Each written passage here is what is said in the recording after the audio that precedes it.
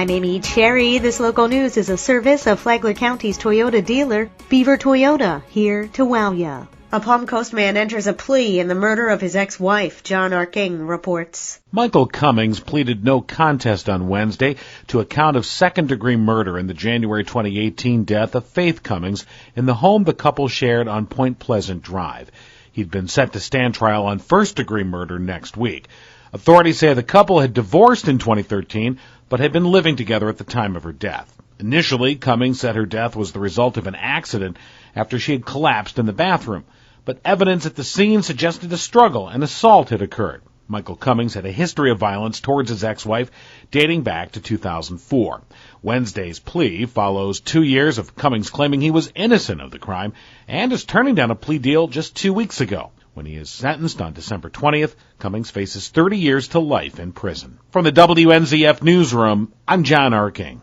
This portion of Flagler's Morning News brought to you by the Daytona Beach International Airport, Delta Airlines nonstop to Atlanta, and now nonstop service to New York City via American Airlines. I make a motion that we terminate Alvin Jackson as city manager, effective immediately. Bunnell City Councilwoman Jan Rieger made the first move to try to fire city manager Alvin Jackson at the commission's recent meeting, stunning those in attendance. With just 1 year on the job, she spoke of serious problems with Jackson, but aside from noting financial issues, she was vague. As I looked further into things and made inquiries, I was shocked and horrified at what I was finding and hearing. It's not in anyone's interest to air things here, but my list is substantial and growing. I guarantee if we don't do this, it will cause irreparable harm to our city. Her motion died and Jackson survived, and mere minutes later, Vice Mayor John Rogers tried to give Jackson a pay raise of more than 3.5%. He's brought a lot of good things to the city. There's been some rough patches, as we all know.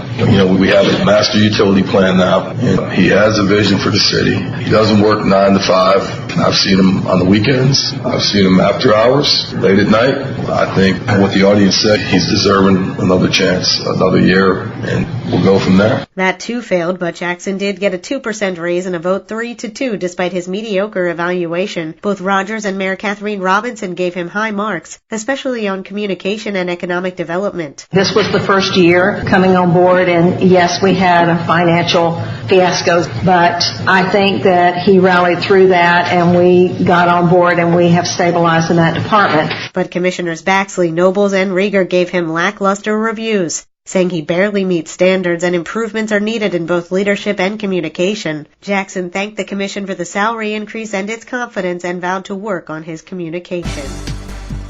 An area clinic gets a generous donation. Tony Magoo has the story. The Jesus Clinic in Daytona Beach has received eye exam equipment valued at over $5,000 by the Tumaca Eye Foundation. Jesus Clinic Medical Director Dr. Bill Gilmer said the doctors were using eye exam equipment from 1973, so we were very much in need of an update. We couldn't have served the community this long without the support of so many local doctors staffing the clinic, as well as volunteers such as physician's assistants, nurse practitioners, and non-medical volunteers to take care of all the administrative work. There's no cost to patients for services, and they're treated and receive eye exams, procedures, lab work, x-rays, MRIs, glasses, and more. If the patient needs eyeglass prescriptions filled, LensCrafters donates any needed glasses. You've got to qualify for the program, and screeners verify income and employment. The Jesus Clinic is located at 1630 Mason Avenue, Unit A in Daytona Beach. You can reach them at 259-6359. For Flagler's Morning News, I'm Tony Magoo.